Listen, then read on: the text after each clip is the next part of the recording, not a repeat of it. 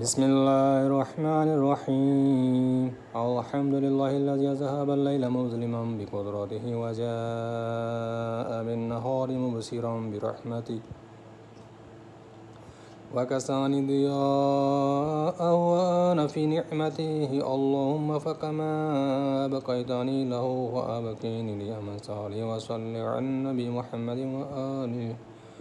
ولا تفجعني فيه وفي غيره من الليالي والأيام بارتكاب المحارم واكتساب المآثم وارزقني خيره وخير ما فيه وخير ما بعده واصرف عني شره وشر ما فيه وشر ما بعده اللهم إني بذمة الإسلام أتوسل إليك وبحرمة القرآن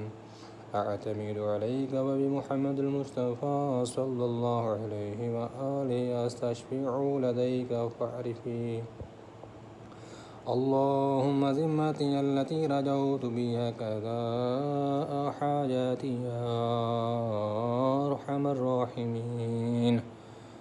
اللهم اقض في الخميس خمسا لا يتسع لها إلا كرامك ولا يطيقها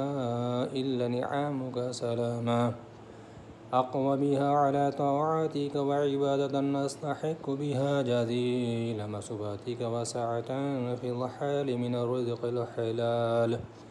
وأن تؤمنان في مواقف الخوف بأمنك وتجعلني من طوارق الهموم والغموم في حسنك وصل على محمد وآل محمد واجعل توسلي به شافعا يوم القيامة نافعا إنك أنت أرحم الراحمين.